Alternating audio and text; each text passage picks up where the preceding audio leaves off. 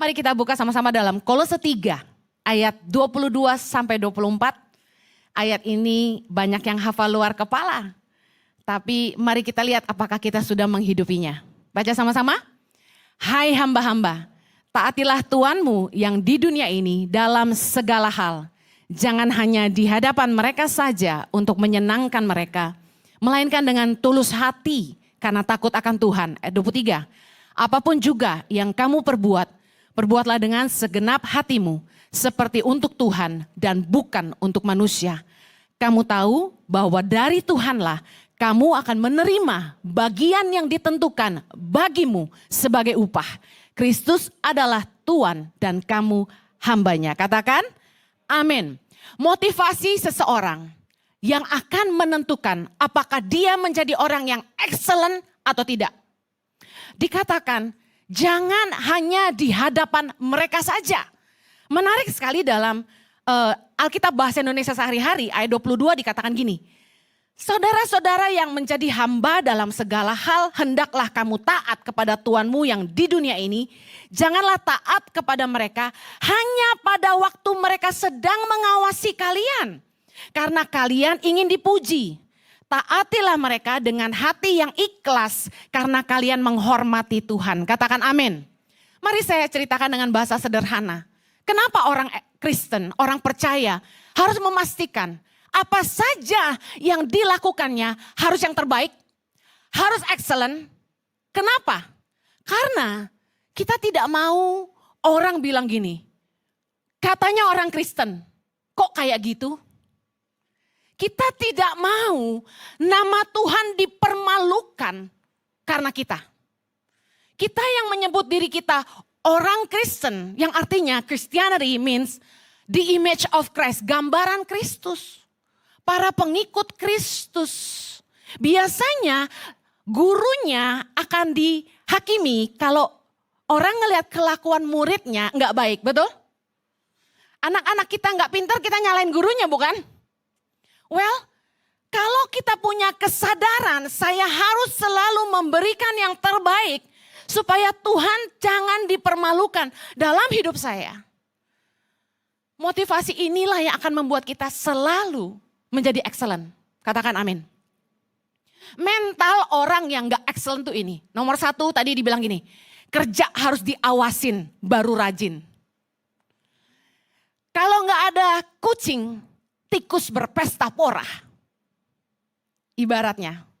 Saya sih bukan kucing dan staf-staf bukan tikus. Kita harus punya mental excellent. Dengan motivasi. Ada nggak ada bos kita lakukan yang terbaik. Dilihat atau tidak dilihat orang, kita tetap lakukan yang terbaik. Karena saya kasih tahu, buah dari karya kita itu akan muncul satu hari nanti. Entah Anda melakukan yang terbaik, dilihat tidak dilihat orang, akan ketahuan nanti. Sama kita digosipin orang, diomongin jelek apapun, Anda diam aja. Saya kasih tahu, karya kita akan bicara. Katakan amin. Kerja harus diawasi orang-orang yang gak excellent. Kemudian kerja harus disuruh-suruh. Nunggu diperintah. Gak bisa mimpin diri sendiri. Ini orang-orang yang gak excellent. Siapa di sini yang begitu? Jangan angkat tangan. Kalau bos gak ada. Bos gak masuk hari ini. Puji Tuhan. Mulai keluarin HP. Selfie dulu. Lupa pakai lipstick.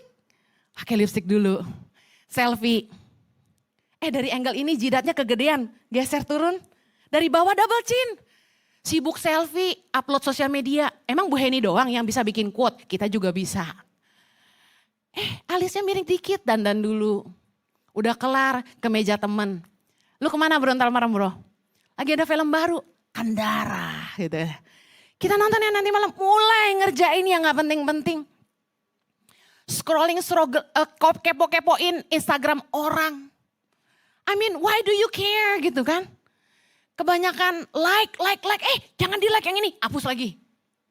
Ngabisin waktu di tempat kerja. Ada di sini? Nggak ada. Di sini rajin semuanya, betul nggak? Bos nggak ada. Kebetulan film Korea semalam belum habis. Untung gue bawa laptop katanya gitu. Nonton lagi. Banyak orang yang Kalau nggak diawasin bosnya nggak kerja. Nggak ada bosnya nggak ngantor. Sampai-sampai harus dipasang alat absensi sidik jari. Saya berharap nih para full timer ICI, janganlah sampai harus pasang alat absensi sidik jari ya. Itu kan berarti Anda kerja harus diawasi. Saya bilang, kalau kita jadi hamba Tuhan, gak bisa jadi teladan. Jangan jadi hamba Tuhan. Karena kita bawa nama Tuhan. Kalau kita excellent, kerja gak usah disuruh. Kita ngerti tanggung jawab kita. Gak usah dipaksa-paksa. Amsal 12 ayat 24 berkata gini, tangan orang rajin memegang kekuasaan. Tapi kemalasan mengakibatkan kerja paksa. Apa artinya? Orang rajin itu memimpin dirinya sendiri. Dia gak usah disuruh, dia tahu begitu nyampe kantor dia mesti kerja apa. Bahkan bangun tidur hari itu dia tahu hari ini dia akan ngapain. Dia mimpin dirinya sendiri. Orang yang rajin gak perlu diperintah-perintah, gak perlu ditendang dari belakang baru kerja. Dia tahu apa yang dia harus lakukan. Pemegang kekuasaan. Tapi orang yang malas, dikatakan firman Tuhan, mengakibatkan kerja paksa. Yang kayak gini nih, bangun tidur. Wah, alarm cepet banget sih. What is this? Monday? I hate Monday. Jadi terpaksa, bangun tidur aja terpaksa. Pergi ke tempat kerja. Jakarta emang macet, emang gitu. Jadi terpaksa, hidupnya kayak menderita. Ngeluh melulu. Kerja udah 10 tahun, gaji gak naik-naik. Dia ke Israel mulu, gua gak diajak. Enggak sih, staf kita gak gitu. Mereka semua dalam antrian ke Israel. Kita mulai ngeluh. Kerja harus disuruh-suruh. Kemarin saya suruh kamu kerja, udah selesai. Oh iya, lupa. Alasannya, lupa. Orang yang tidak excellent, kerja harus dipaksa, dimarahin. Mana target minggu lalu? Kenapa belum selesai? Kalau kamu tidak bisa diandalkan, saya harus ngandalin siapa? Dimarah-marahin sama bosnya. Ada gurauan. Aduh, saya sih gak mau ke gereja Bu Heni. Kenapa? Di rumah bini galak. Marah-marah mulu. Di tempat kerja, bosnya galak. Marah-marah mulu. Masa gue ke gereja dimarahin lagi katanya. Saya udah manis belum sekarang?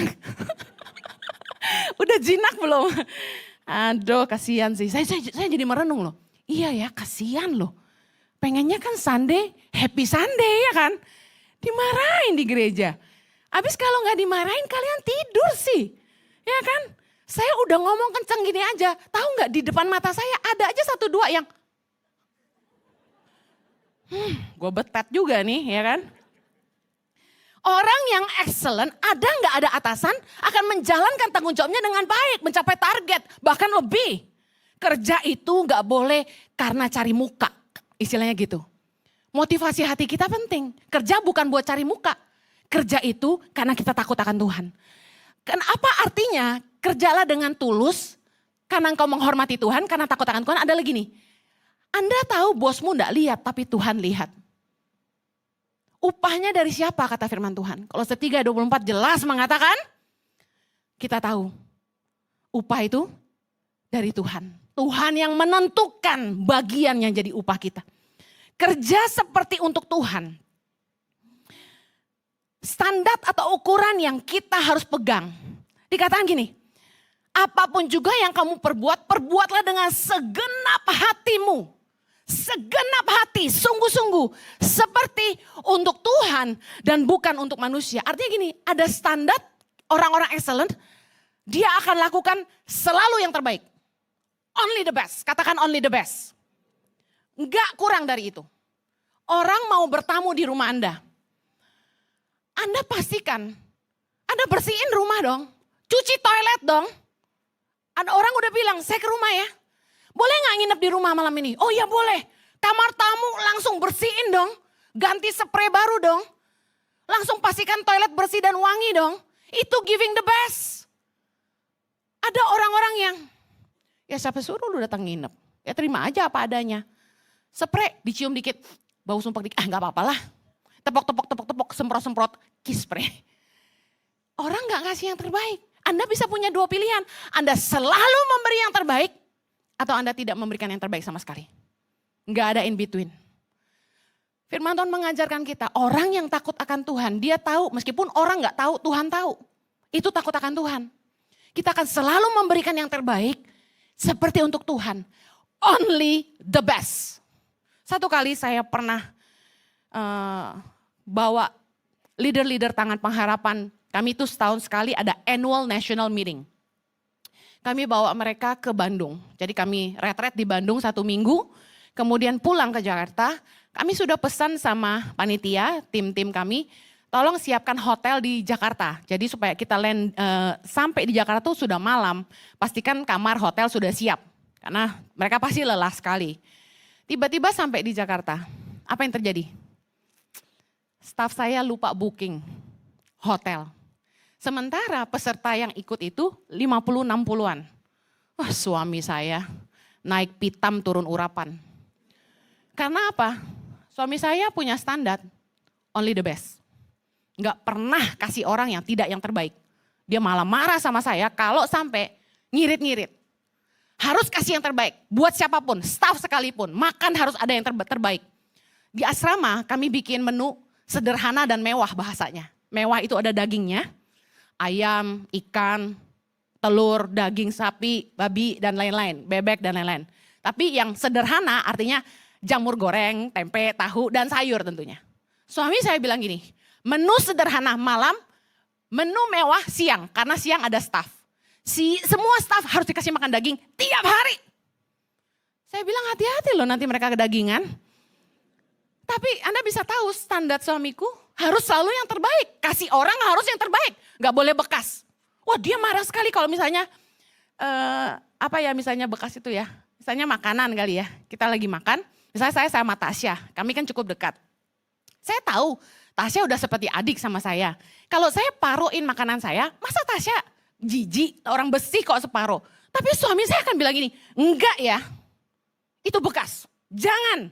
Ke Israel saya bawa permen pedes, fisherman, tour guide lokal, batuk-batuk. Saya kasih dia senang sekali, dia bilang this is very good. Tiap hari dia minta sama saya, sehari bisa 2-3 kali. Itu memang top sih. Kemudian saya bilang sama Jojo, kasihan lu dia batuk, udah saya kasih aja punya saya, kasih ke dia. Terus suamiku bilang gini, enggak boleh, itu bekas. Seperti itu seorang Yohanes Kristianus. Harus kasih yang terbaik. No, I'm not kidding. This is real di dalam hidup kami. Standarnya tinggi banget buat orang lain. No wonder God give you the best. Bukan saya, maksudnya you know.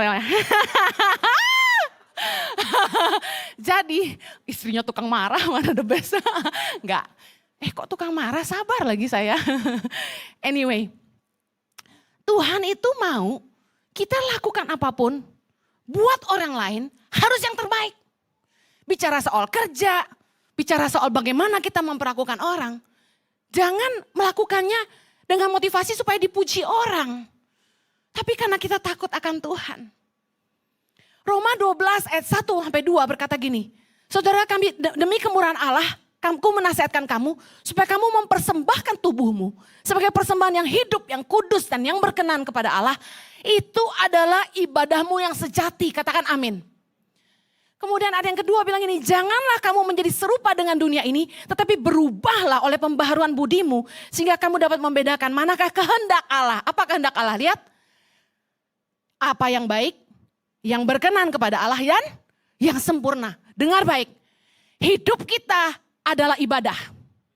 Apa saja yang kita lakukan di hidup ini adalah ibadah kepada Allah. Ngurus anak, melayani suami, bekerja, berusaha, bisnis, pelayanan di gereja, melayani di masyarakat, semua itu ibadah. Katakan amin. Nah, apa yang menjadi standar? Lihat, apa yang baik, yang berkenan kepada Allah dan yang sempurna. Tuhan mengajarkan kita harus selalu memberikan yang terbaik. Orang percaya, saya sedihnya, seringkali kalau udah di dalam pelayanan pakai sistemnya kasih karunia. Tidak semua orang. Tapi banyak yang mentalnya gini. Jangan gaya perusahaan dong di gereja. Karena perusahaan itu kan ada strict, ada SOP-nya, ya, ada targetnya. Tapi kalau kita lihat di gereja, saya kan hidup di dunia gereja puluhan tahun. Sistemnya tuh kasih karunia, meaning what? Kebanyakan anak-anak Tuhan itu, ya kalau saya bisa ya, masa pelayanan dimarahin, kita di sini kan suka rela, volunteer. Terus sering saya dengar kata-kata ini, jangan gitu-gitu amat lah, kita kan pada gak dibayar. Dengar, pelayanan kepada Tuhan harusnya kita gak hitung-hitungan. Kalau sama bos kita yang dunia aja, kita harus kasih yang terbaik. Apalagi kita sama Tuhan. Jangan pernah gak kasih yang terbaik. Karena upah itu datangnya dari Tuhan. Saya kasih tahu, kita bisa melayani aja, itu kasih karunia. Betul? Kemampuan kita ini dari siapa? Dari Tuhan.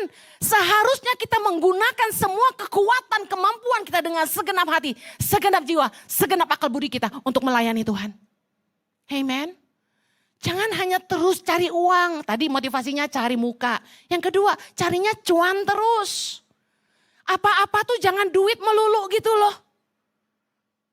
Saya bilang sama leader-leader kemarin, kami leaders meeting di Zoom. Saya bilang, jangan pernah ngomong, kita kan gak dibayar. Hey, Tuhan udah berkati kamu terlalu banyak. Never mention that. Amen. Apa yang sering kali membuat orang gak excellent? Saya mau kasih 2 poin. Yang pertama, uang selalu jadi ukuran. Makanya ada istilah wanipiro.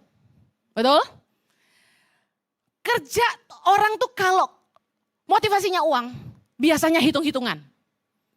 Ya gue dibayar segini ya segini aja lah ya. Jam 6 jam pulang kantor, 5:45 udah siap. Udah pegang helm, udah beresin tas, udah ke toilet. Ada yang 1 jam ngumpet-ngumpet di kafe.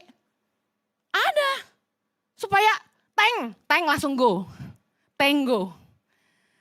Kerja hitung-hitungan. Loh, overtime gak dibayar, ngapain overtime?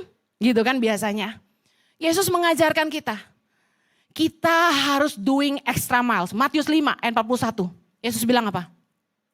Dan siapapun yang memaksa engkau berjalan sejauh 1 mil, berjalanlah bersama dia sejauh 2 mil. Yesus ngajarin kita, kalau kamu digaji 3,5 juta, bekerjalah seperti kamu digaji 7 juta. Kalau kamu digaji 5 juta, bekerjalah seolah-olah kamu digaji 10 juta. Kalau kamu digaji 10 juta, bekerjalah seolah-olah gajimu 20 juta. Saya kasih tahu, dalam perpuluhan pun saya sama suami lakukan yang sama. Seolah-olah saya punya penghasilan segitu. Saya selalu menabur, tidak pernah pikir-pikir, tidak pernah hitung-hitung sama Tuhan. Kita harus selalu doing extra mile dalam segala sesuatu. Apa yang terjadi? Tuhan selalu memberkati lebih. Dengar baik, orang kalau kerjanya tuh selalu hitung-hitungan. Saya kasih tahu, kamu tidak akan maju. Hidupmu akan cuma segitu. Saya tiap kali ditanya sama orang, Bu Heni maaf, kalau ngundang Bu Heni fee-nya berapa ya? Saya heran hamba Tuhan ditanya gitu. Mungkin ada yang begitu, saya nggak biasa. Saya nggak pernah mention uang, nggak pernah. Nggak dibayar pun saya datang. Kalau memang Tuhan izinin saya melayani, 1 orang pun saya layani. Saya bilang nggak usah tanya uang. Ada suami istri yang konseling sama saya, minta dilayani pribadi, tanya sama saya. Apa yang kami bisa kontribusi buat Ici? Saya bilang enggak usah. Saya melayani sebagai hamba Tuhan. Kalau Anda tergerak, Tuhan taruh di hati Anda untuk menabur buat gereja ini silakan. Tapi saya tidak akan pernah minta apa-apa. Kita enggak perlu hitung-hitungan dalam pelayanan. Lakukan seperti untuk Tuhan dan bukan untuk manusia. Dan kita tahu bahwa upah itu yang menentukan Tuhan, bukan manusia. Amen. Jangan taruh imanmu pada slip gajimu. Kerja gak usah hitung-hitungan, memberi jangan hitung-hitungan. Aduh udah lebih dari 10% nih gue ngasih nih. Udah lebih dari perpuluhan nih. Saya kasih tahu. Saya memberi sama suami saya. Itu lebih dari 30%, kami beri 40%. Dan dari kami sangat muda, dari gaji sangat kecil. Dan Tuhan terus berkati kami lebih. Kalau orang suka ngomongin kita, enak banget dia keluar negeri. Saya kasih tahu, Saya pergi, tiket dibayarin. Kalaupun saya pergi, pakai poin. Tuhan itu luar biasa. Kalau kita nabur buat Tuhan, saya kasih tahu, mungkin baliknya bukan cash. Tapi tiba-tiba orang ngasih kami tiket sekeluarga ke Amerika. Gimana tuh? Kalau diduitin jadi berapa? Saya nggak paham. Karena belum pernah. Beli tiket ke Amerika belum pernah. Dibeliin terus sama orang. Saya kasih tahu, kita enggak perlu hitung-hitungan sama Tuhan. Kita harus yakin iman kita itu sama Tuhan. Kita lakukan yang terbaik seperti untuk Tuhan. Dan upahnya datang dari Tuhan. Katakan amin. Apa yang seringkali membuat orang enggak excellent? Tadi saya katakan, uang jadi ukuran, orang hitung-hitungan. Yang kedua, ngejar keuntungan, mengorbankan hubungan. Anda tahu hubungan itu lebih mahal dari uang. Katakan amin. Amsal 28 ayat 20. Mari baca sama-sama.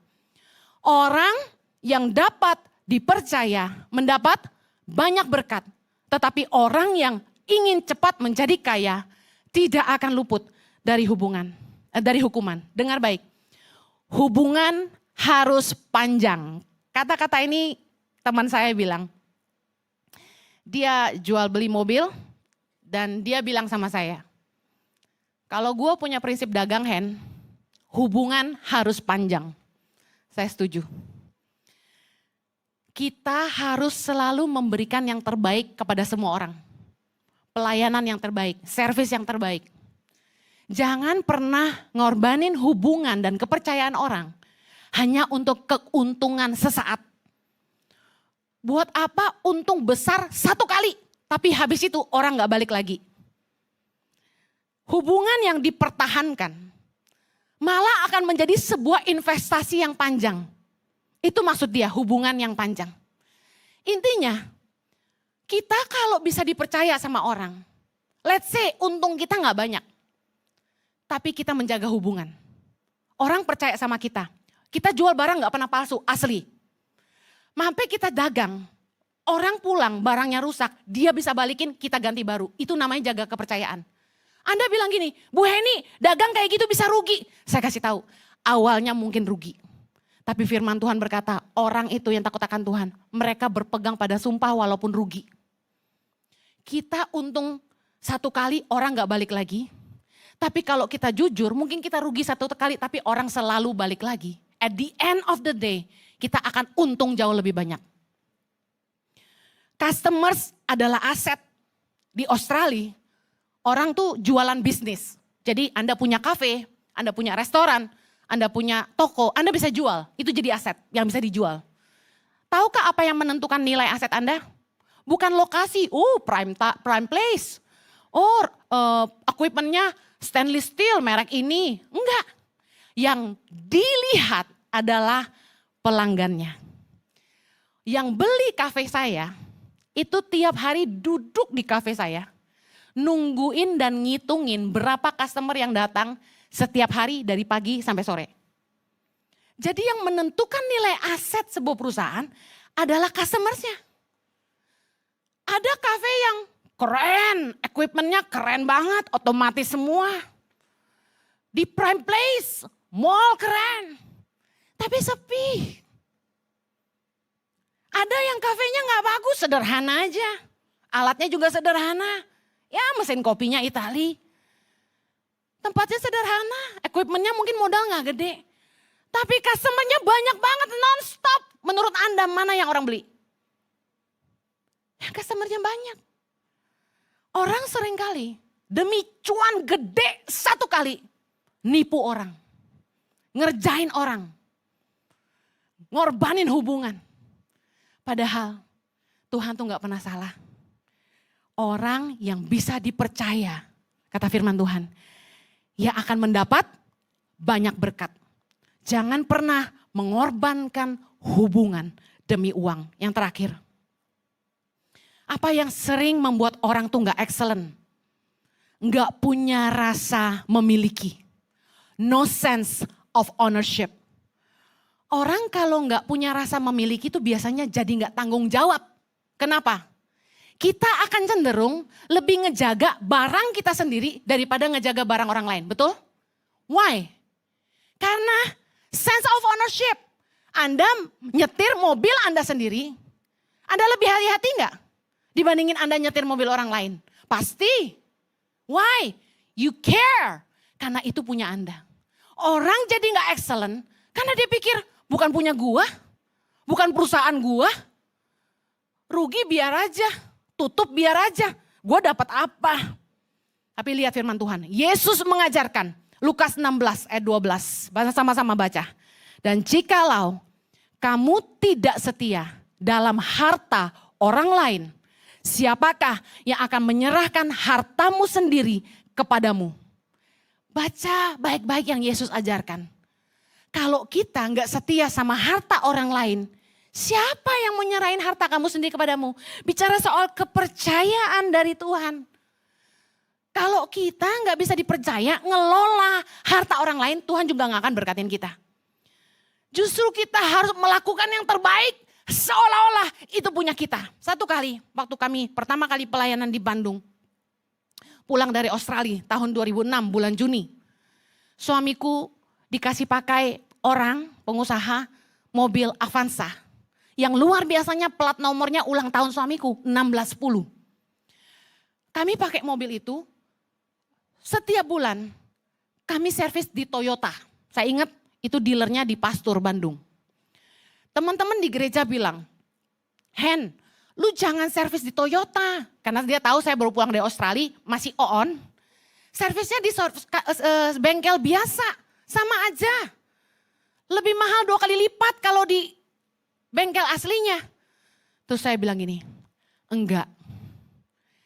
Kan ada bukti servisnya. Buku servis itu loh. Kalau kita servis di mana kan bukunya dicap ya. Owner mobil ini akan ngecek mobilnya diurus apa enggak. Kalau dia capnya Toyota semua, otomatis dia tahu saya rawat mobilnya baik-baik. Saya nggak takut keluarin duit. Kalau di bengkel biasa 300.000, di Toyota bisa 850.000 cuma ganti oli. Saya bilang nggak apa-apa karena ini masalah kepercayaan. Saya bilang kita udah bersyukur dipinjemin mobil. Kalau kita mesti sewa sebulan bisa 5 juta. Banyak orang gak mikir gitu. Orang mikir ya yang murah-murah aja lah, Avanza doang gitu kan. Ah mobil bekas juga, udah umurnya 2 tahun, punya orang. Dengar, mental aji mumpung, musuh besar dari excellent. Saya sama suami memperlakukan mobil itu seolah-olah itu punya kami sendiri. Apa yang terjadi? Saya saksikan. At the end of the day, mobil itu diberikan kepada kami, menjadi milik kami. Tuhan luar biasa. Amen. Tuh firman Tuhan tuh gak pernah salah. Kalau Anda punya perusahaan, saya mau tanya, Anda makin tua, usaha Anda banyak. Katakan Anda punya cabang di seluruh Indonesia, di luar negeri. Anak Anda cuma 1. Sementara Anda punya pegawai yang setia ikut Anda 20 tahun, 30 tahun. Saya mau tanya, dia baik, sayang sama bos, bisa dipercaya. Anda kepikiran gak kasih 1 cabang buat dia? Kasih gak?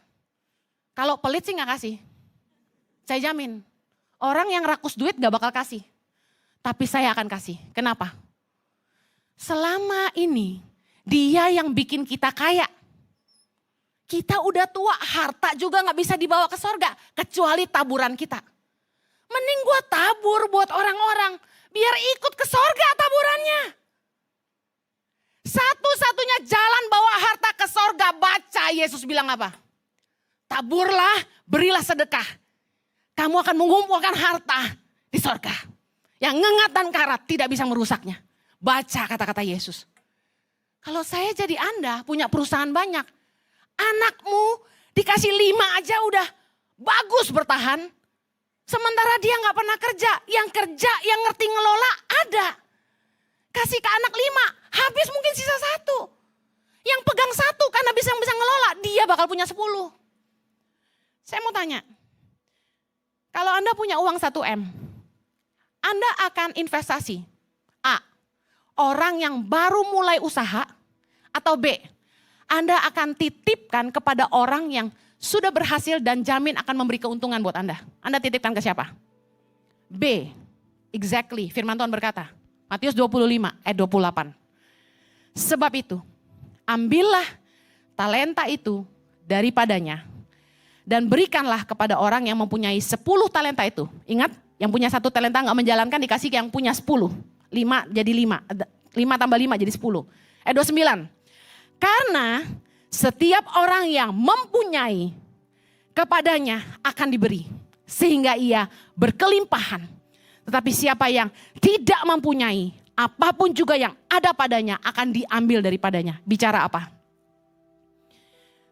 Kepada yang paling bisa dipercaya untuk mengelola, Tuhan akan mempercayakan lebih. Saya tidak akan menyerahkan gereja ini satu hari nanti kepada orang yang tidak bisa menjalankannya dengan nilai yang sama. Ini gereja Tuhan. Saya tidak akan turunkan ke anak saya kalau bukan panggilannya dia. Emangnya kerajaan. Kalau memang Excel, Chloe, Zoe tidak dapat panggilan jadi gembala, saya tidak akan berikan sama mereka. Ini bukan aset, ini pekerjaan Tuhan. Kita harus berikan kepada orang yang punya hati yang sama. Hati buat jiwa-jiwa, hati buat Tuhan, hati buat Indonesia. Tuhan akan percayakan kita kalau kita bisa dipercaya. Apakah Anda sudah mengelola apa yang di tanganmu hari ini dengan baik? Mungkin hari ini Anda dipercayakan Tuhan mengelola perusahaan orang lain. Saya kasih tahu, bertanggung jawablah dalam pekerjaan Anda. Kenapa? Karya Anda menunjukkan siapa Anda. Anda harus tahu bahwa bekerja atau berkarya itu merupakan kesempatan untuk membuktikan diri kita. Kita mampu nggak? Kita bisa dipercaya nggak? Mari lakukan yang terbaik. Jangan pernah punya mental asal-asalan. Saya mau akhiri dengan kesaksian ini. Waktu saya masih sangat muda, umur 18 tahun. Saya kuliah teologi di Australia, di Hillsong. Sambil kuliah, saya melayani di gereja. Saya pelayanan dari Senin sampai Minggu, gak pernah libur. Kalau gereja ICI, saya menetapkan dari awal gak boleh banyak ibadah, cuma Rabu dan Minggu. Karena saya tahu pelajaran hidup saya sebagai orang Kristen. Orang Kristen terlalu banyak di gereja, akhirnya gak jadi saksi di dunia kerja dan di keluarga. Tapi zaman itu, gereja kami Senin sampai Minggu acaranya. Saya pulang kuliah ke gereja, pulang kerja ke gereja, gereja terus. You know, saya setia lakukan apa saja. Disuruh cuci WC gembala, saya cuciin. Disuruh cuci gelas perjamuan kudus, saya cuciin sendirian.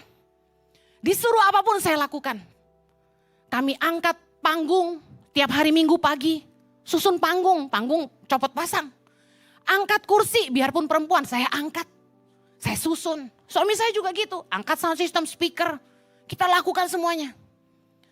You know, kami perlakukan seolah-olah itu gereja kami. Saya merasa memiliki. Ini gereja saya gitu. Saya lakukan dengan sungguh-sungguh seperti untuk Tuhan. Saya bukan lakukan itu untuk manusia, saya lakukan untuk Tuhan. Dan apa yang terjadi? Tuhanlah yang menentukan bagiannya jadi upah kita. Hari ini Tuhan percayakan gerejanya bagi kami.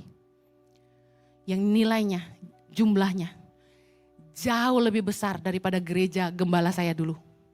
Kalau kita bisa dipercaya Tuhan, ngelola harta orang lain. Apa yang bukan milik kita dengan setia. Tuhan akan mempercayakan kepada kita harta kita yang sesungguhnya. Hari ini saya bersyukur. Kalau Tuhan mempercayakan jiwa-jiwa dalam pelayanan kami. Saya diingatkan Tuhan kemarin, saya share di leaders. Karena saya nabur, saya berikan yang terbaik. Mungkin kalau zaman sekarang, pengerja suruh cuci WC di rumah saya bisa marah. Tapi saya lakukan dulu dengan setia. Angkat-angkat kursi, tidak pernah hitungan. Full time selama di gereja. Kami tidak pernah libur. Day off-nya full time gereja itu Senin. Saya sama Jojo belum nikah. Kami merintis komsel di luar kota. Bensin tidak diganti. Kami pakai uang sendiri. Kami memenangkan jiwa-jiwa. Waktu itu di Wollongong. Dingin, jauh. Kami menangkan jiwa-jiwa. Kami pergi lagi ke Campbelltown. Kalau yang ngerti Sydney. Luar kota. Gereja enggak pernah kasih bensin. Gereja enggak pernah kasih uang makan. Kami layani jiwa-jiwa dengan setia. Kami perlakukan itu untuk Tuhan. Dan bukan untuk manusia. Nah saya kasih tahu, kalau hari ini Anda lihat, oh Bu Heni dikenal orang banyak, oh Pak Jojo dipercaya Tuhan gereja. Puji Tuhan, banyak yang Tuhan percayakan. Saya cuma lihat, Tuhan genapi janjinya kalau kita setia dan selalu memberikan yang terbaik bagi dia. Amin. Amin. Yang mau memberikan yang terbaik buat Tuhan katakan amin. Yuk mari jadi saksi Tuhan yang setia, kita berdoa.